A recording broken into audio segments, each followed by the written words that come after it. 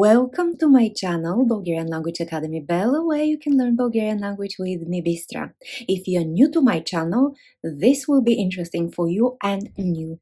If you're not new, then you refresh your knowledge because this week we are going to talk about the Bulgarian alphabet. How to read, how to write, how to pronounce. So the whole week will be about the Bulgarian alphabet.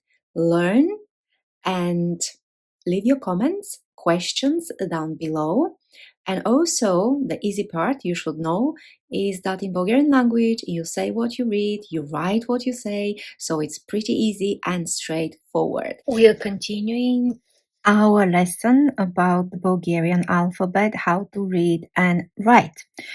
So today we are going to talk how you can read. Once you know the letters, the sounds, the alphabet, then you easily can read. I will try to write in printed letters.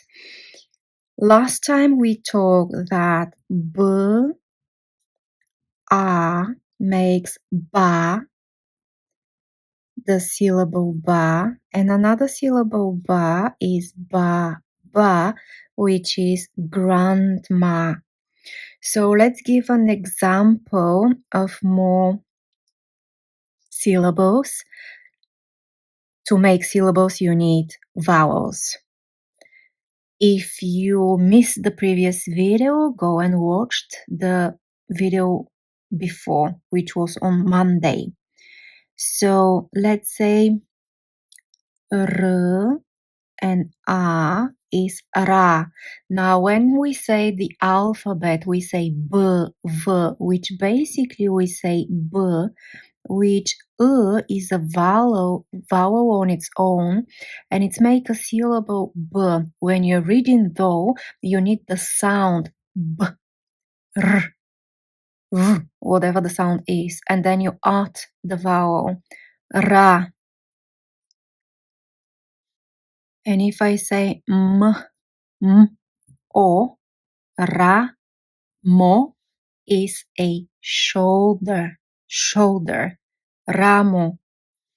If I say r, the way we pronounce in the alphabet, r is a syllable, and if I add k, a, ka, rka is a arm. So this is shoulder,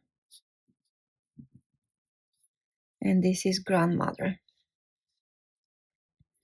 Okay, let's see something else. So these are pretty easy words. You can have one syllable words, like a word, for example, n, o, no, which no on its own означава but I won't do it, but something else. No, when I add s, and now I have one syllable word, which is nos, and that is a nose. Nos, rъка, рамо. If we continue this way, learning body parts, let's have ko, and then r, e, m, rem. Ko, rem, which is belly. Korem, belly. It's very easy to read in Bulgarian once you know the alphabet and you just pronounce the letters. So let's see some of the letters you may find a little bit confusing. You, for example, as we said, you pronounce you. So this one, the vowel on its own can make a syllable without consonants. So if I say you, t, I, T, which is also you in Bulgarian, I, you, he, she, so on. T is you, but more informal. U-T, and then I'll add the other one, can be on its own, ya. Now we have a word with 3 syllables. U-T-Ya. U-T-Ya. U-T-Ya.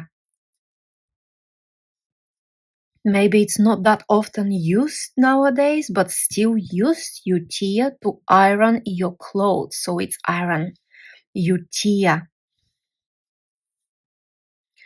So we have 1 syllable word, 2 syllables words, like most of them, 3 syllable word. Let me see if I can give you an example of 4, but before that, I'm thinking of this one.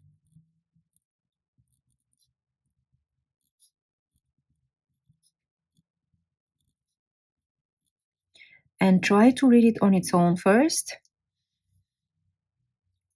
Z, U, M, Zium, B, U, L, Bule. Zium, Bule. Ziumbule is a very beautiful, fragrant flower, which is hyacinth. So you can search and find Ziumbule.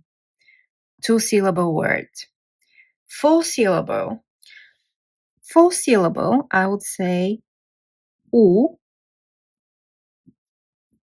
Chi, Li, Shte. Shte on its own is that little word, I forgot the word now, that helps you to make future tense. We'll talk about that, or you maybe already know. U, chi, li, shte. Uchilište. Uchilište means school. So you see, it's pretty easy to read in Bulgarian once you know the letters. What you can find tricky is, for example, I kratko. So let's see how you read I kratko. For example, you can say M, O, I, moj, moj, moj. There is difference when you say mo, I. So try to hear it. Moi, moi, I, moi, moi, moi. Moi, moi. This is for singular, usually masculine, when you say this is my pen, for example, moi. And this is for plural, moi. My clothes or whatever, moi. So you have I kratko at the end of the word. And don't get confused when you have O and then I kratko. I kratko is the last one. Moi, moi. Remember, this is for singular. And for plural is I. Unfortunately, many Bulgarians make this mistake to use I kratko for plural when you talk about something, an object that's in plural, they use I kratko. So don't make that mistake. I kratko is for singular, moi, masculine one. Moi is plural. You can have this one in the middle, for example, Maika. Maika. Maika. Maika means mother. Maika, mother. You also can have a combination I kratko yo, o, which is yo. Yo. Say it. Yo. Yo. And in the beginning of the word, when you have the name, for example, name Yovka, Yovka, Yovka, then is I kratko and o. I kratko and o, yo, Yovka. And if you hear this V when you're pronouncing it, it becomes F. Yovka. Yovka. Why? Because K is a consonant that is voiced consonant, and because it's voiced consonant and v is also voiced but becomes unvoiced, well, that's a rule. In all languages, if you think, even if your language, you'll find when the sounds can change. And that's why you have yovka. It's not yovka. You can't even pronounce it. If you try, you're pushing too hard yourself. You can't say it, doesn't sound naturally. It's hard, basically. So yovka becomes, that's a rule. We can talk about that some other time. Yovka. You have another yo, which is ermalak, if you remember from the alphabet ermalak, which has no sound on its own. That with o makes yo as well. So what is the difference? When do you use this one and when do you use this one? As I said, this yo, I kratko, and o you use in the beginning of the word. You never can have this one in the beginning. Yo in the beginning of the word or after a vowel. And this yo is after a consonant always. So if we have the name Peter, but we call and address the person, we can say Petio if we are close enough. Then this yo is this yo. Petio. So this yo is only and only after consonant.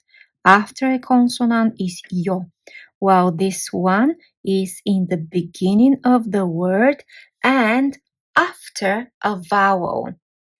I'm thinking of a word right now after vowel. Word with yo in the middle after a vowel is this one, rayon, which means area, like area where you live. Rayon. This is one of the examples. There are not so many words with yo after vowel, so you won't meet them often. There are just a few words, and this is one of them. If you find another one, it's a good thing for you to practice. And if you find more words, share them down below. I think that will be perfect homework for everyone. Keep following the videos this week and learn. And of course, leave your comments down below. That's all from me for now. Довиждане. Goodbye.